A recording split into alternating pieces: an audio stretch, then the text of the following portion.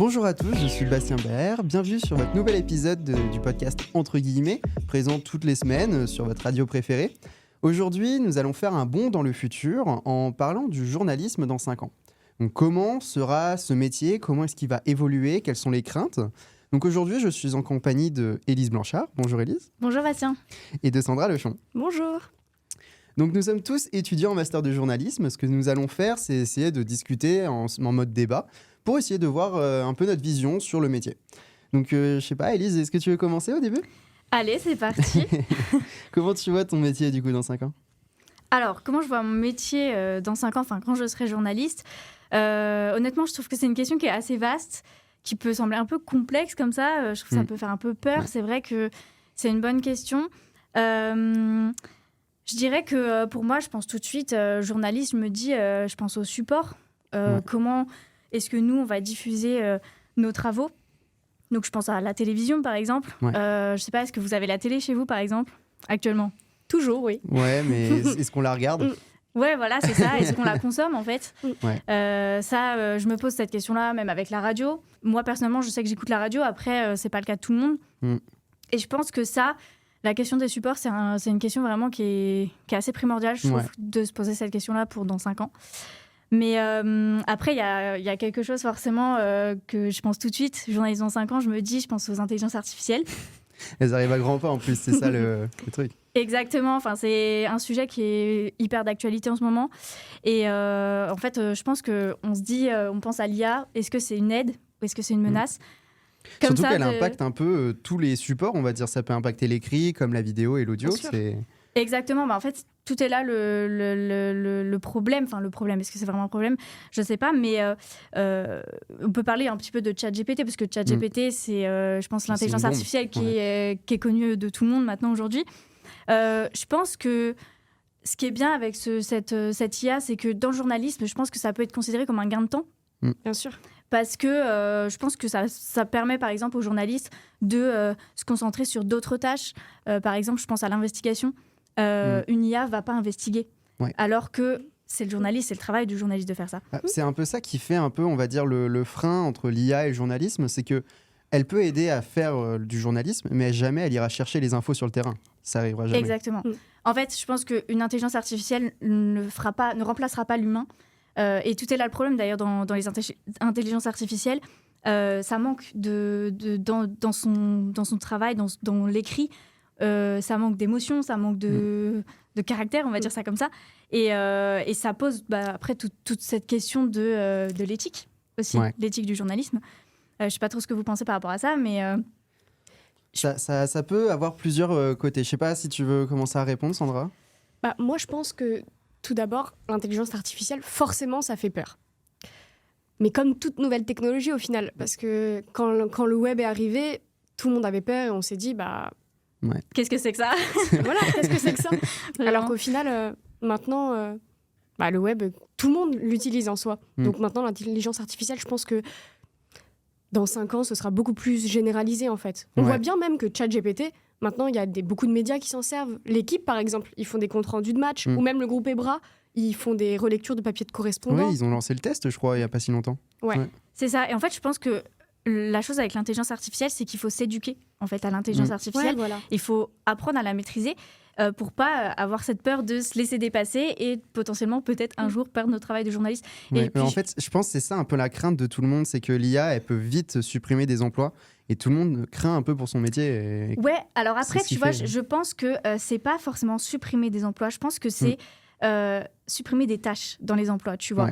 Je pense que jamais on va avoir une IA qui va faire notre travail de journaliste entièrement. Oui, c'est sûr. Juste, j'aimerais rebondir. Donc, on va dévier un peu 2 secondes du sujet, mais je vois, j'ai pu discuter avec des comédiens de doublage qui, eux, ont clairement expliqué qu'on les a appelés pour réaliser tout simplement, faire entraîner l'IA avec leur voix pour un cachet de 800 €. C'est-à-dire que pour 800 €, tu entraînes l'IA et après, tu n'as plus de travail. Donc, comme quoi, ça peut supprimer un peu certains emplois. Nous, dans le journalisme, on est un peu sauvés, mais il y a des emplois qui sont un peu en danger. C'est vrai que ça peut faire peur. On a parlé de support. Il y a la radio aussi, parce qu'il y a la télé qui est pas mal bien entraînée là-dessus. Mais la radio derrière, est-ce que vous pensez que dans 5 ans, il va y avoir un petit problème? Est-ce qu'il y aura un changement de support, un changement d'interface? de format. Mais est-ce que déjà, tout d'abord, est-ce que vous consommez la radio ou plus des podcasts, tout simplement? La radio, je la consomme dans la voiture, mais c'est tout. Moi, personnellement, je sais que je suis assez adepte de la radio, mais j'ai très bien conscience que c'est pas le cas de tout le monde et que dans 5 ans, je sais pas, très peu de personnes écoutent la radio. Et, les podcasts, comme tu as dit, ils font que de monter en ce moment. En fait, c'est parce que, pareil, ça s'adapte au web et on revient toujours à la même chose. C'est que les podcasts, on peut les écouter en replay sur Spotify. C'est ça. C'est s'adapter aux générations, comment ça évolue, etc. Et donc, c'est la meilleure chose, je pense. Et puis même, on peut voir aussi qu'aujourd'hui, il y a même des formats radio qui sont adaptés au format podcast directement. La radio est enregistrée et on peut la retrouver tout de suite sur Spotify, une chose comme ça. Même des youtubeurs qui se lancent dans le podcast directement. Je vois McFly et Carlito avec la table ronde, la table ovale, je crois que c'est ça le nom. Mais il y a énormément de formats qui changent. Et c'est vrai que ça évolue beaucoup. Ça fonctionne bien. Ouais. Donc, disons que la radio, j'ai l'impression que de toute façon, tout ce qui est radio, podcast, c'est quelque chose qu'on écoute quand on fait autre chose à côté. Et c'est pour ça que la radio, tu l'as dans la voiture, tout ça, c'est plus simple. Et c'est pour ça que je pense que ça disparaîtra pas. La radio, on l'aura toujours dans notre quotidien pour faire la cuisine, en voiture, par exemple, en voiture. Oui. C'est ça. On va pas regarder la télé en voiture. Non. Mais en fait, j'ai l'impression qu'il y a eu une pluralité de formats qui ont évolué autour de l'univers audio, comme les livres audio, par exemple, les podcasts. On peut aussi avoir tout simplement un truc tout bête. On peut écouter des one-man shows parce que voilà, il y a juste du son. Il n'y a pas forcément. C'est vraiment. Ça a beaucoup évolué et dans le bon sens du terme, je trouve. Mais c'est vrai que la radio d'information est un peu en dépit derrière. C'est ça. Donc finalement, je pense qu'on est d'accord pour dire que finalement la radio ne disparaîtra pas, mais va juste évoluer en fait, tout simplement. Ouais, tout simplement. Mais d'ailleurs, du coup, on a parlé un peu des formats écrits, des formats audio. Mais après, il y a aussi la télé en ce moment où il arrive pas mal de choses. On voit, il y a des formats qui arrivent comme le street journalisme ou les réseaux sociaux qui mettent beaucoup de pression en ce moment et on voit que ça va un peu modifier la télé d'information. Mais est-ce que vous pensez que dans 5 ans, la télé sera peut-être dépassée, Sandra ? Toi, tu as parlé justement du street journalisme. Et pour moi, c'est clairement l'avenir. Enfin, on voit même avec les pure players, Brut par exemple. Ouais. Je crois que Brut a été créé en 2016 et maintenant ils ont ils ont quasiment 4 millions d'abonnés. Donc on voit qu'il y a plus de visibilité que certaines grandes chaînes télévisées. Donc ça remplace en quelque sorte la télévision, ces genres de pure player. Mais parce qu'on a l'impression d'être avec l'information et d'avoir l'information à l'instant T en fait. En plus, avec la temporalité, on a des informations courtes de 2-3 minutes. Donc le format Reels par exemple sur Instagram, il est vraiment populaire parce que on a une information rapide et en fait c'est ce que les jeunes surtout veulent et aussi le street journalisme permet aux jeunes aussi de s'informer sur l'actualité et on voit qu'il y a aussi un regain chez les jeunes de s'informer sur l'actualité. Après je pense que pour revenir sur le street journalisme, je suis totalement d'accord avec ce que tu viens de dire, mais je pense, moi je sais pas, il y a quelque chose je me questionne, je me dis est-ce qu'aujourd'hui, tout le monde peut faire du street journalisme dans le sens où il faut juste une caméra, il faut arriver au bon moment? Même pas, un téléphone, ça peut marcher. Un téléphone, ça suffit. Tout le monde a un téléphone aujourd'hui. Est-ce que tout le monde peut faire du street journalisme, du coup? Honnêtement, ouais. Ouais, c'est exactement le truc qui arrive. C'est même, je crois que justement, il y a eu les manifestations contre la réforme des retraites. On a vu beaucoup de personnes comme Rémi Buzine, par exemple, chez Brut, qui a fait du street journalisme sur les manifs. C'est bien, ça permet d'être au cœur de l'info et en plus de voir le décor plutôt que ce qui s'est passé après. Je vois TF1, généralement, ils montrent les images d'après les dégâts que ça a causé, tandis qu'on ne voit pas à l'intérieur ce qui a pu se passer. Et ça change pas mal. Par contre, il peut y avoir des problèmes au niveau des journalistes, par exemple, qui peuvent être... je vois, on a pu voir Rémi Buzine, toujours c'est l'exemple parfait, on a pu voir un peu la violence qu'il recevait par les forces de l'ordre, des choses comme ça. Et c'est vrai que ça amène plus de danger de faire ça que d'arriver plus tard. Mais ouais. Est-ce que, je me dis, parce que c'est vrai, street journalisme, on pense tout de suite aux manifestations, choses comme ça. Est-ce que vous ne pensez pas que d'une certaine manière, des fois, justement, montrer des choses comme ça, des fois, c'est pas pour faire aussi monter le buzz, un peu? Si, un peu. Un petit peu, je pense. Ça peut, ouais. D'une certaine manière, moi je le pense comme ça, c'est vrai que je me dis, forcément, on voit des violences, des choses qu'on va pas forcément montrer, tout de suite ça attire l'œil, quoi, et ça peut faire monter les audiences. Par exemple, il parlait de Rémi Buzine, mais justement dans ses lives, on a clairement l'impression d'être avec lui. Il y avait par exemple les lives qui ont suivi la mort de Naël, les émeutes. En fait, on avait l'impression d'être dans les manifestations, alors que forcément, tu sautes pas le pas, tu vas pas dans la manif comme ça avec ton smartphone à la main, mais lui, il y va. Mais forcément, il n'y a pas forcément de recul sur l'information aussi. Donc, c'est peut-être ça le problème. Mais moi, si j'ai un truc à dire quand même, c'est que je trouve que ça a fait un nouveau format qui est un peu mieux.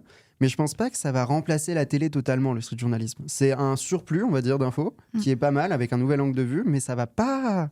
Je vois pas, en fait, le street journalisme remplacer la télé d'aujourd'hui. Ouais, non, moi non plus. C'est un surplus, comme tu dis. Je pense. Après, aujourd'hui, je pense que ce qui peut faire potentiellement disparaître la télévision, c'est les réseaux sociaux. Je pense, parce que voilà, ça monte en flèche. Et, Hugo Décrypte qui est arrivé sur le bon créneau sur le moment. Hein. Voilà.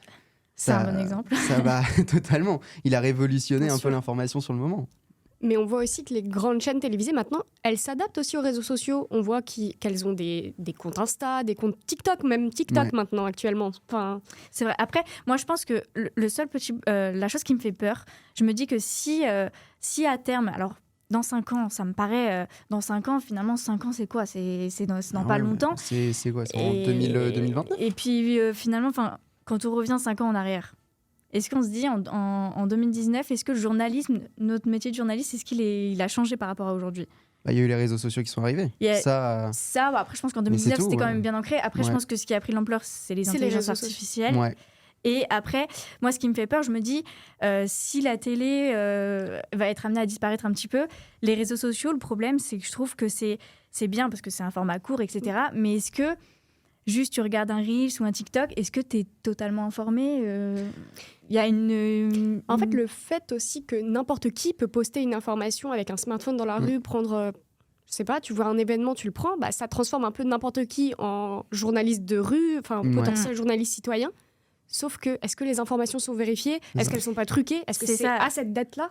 Ça pose la vérification des sources, etc. Ça. Tout ça, ça pose problème aussi parce qu'en fait, on voit passer de tout et n'importe quoi sur les réseaux sociaux. Et je pense que des fois, ça pose des limites un petit peu. C'est pour ça, je pense vraiment sincèrement que les réseaux sociaux peuvent changer, en fait, on va dire, les modes de consommation et toucher un large public. Parce que les jeunes, ils scrollent énormément et je vois, je sais pas vous, mais j'en connais beaucoup de jeunes qui regardent pas la télé et qui s'informent essentiellement par Brut, Hugo Décrypte, des choses comme ça, parce que c'est rapide, c'est court. Je vois les 5 actus en 1 minute d'Hugo Décrypte, c'est un créneau incroyable. Mais je pense quand même que ça peut améliorer la télé derrière, à essayer de se révolutionner. Et je vois par exemple Hugo Décrypte, tout simplement, qui maintenant travaille pour France 2 et fait des contenus le soir. Je trouve ça cool, en vrai, ça change. C'est vrai. Au final, les réseaux sociaux vont aussi vers la télé. Ouais. C'est ça. Et puis inversement, après, la télé va aussi vers les réseaux sociaux. Chacun s'alimente, en fait, finalement. Chacun évolue à sa manière, on va dire. C'est vraiment intéressant quoi, comme constat. Mais est-ce que vous pensez qu'il faudra plus vérifier les faits dans 5 ans ? Plus vérifier les faits, je pense que de toute façon, dans le métier de journaliste, vérifier les faits, c'est quelque chose qu'on doit faire en permanence. Enfin, c'est quelque chose qu'on ne doit pas le mettre de côté. Après, plus le faire, si les réseaux sociaux prennent de l'ampleur et que, comme tu dis, plus ou moins n'importe qui peut poster, oui, je pense que oui, il faudra vérifier davantage. Exactement. Mais je ne sais pas si vous avez vu la dernière vidéo de Tanoshi. Non, je crois pas. Je crois que je l'ai pas vu passer. Justement, ils ont fait une vidéo sur le journalisme dans 5 ans où ils ont interrogé 3 journalistes de médias différents et de générations différentes aussi. C'est ça qui est sympa. Donc, je sais pas si Bastien, tu peux la passer. Ouais, sinon, on va pouvoir regarder ça. Au pire, ce qu'on peut se dire, c'est que je la mets, on se la regarde.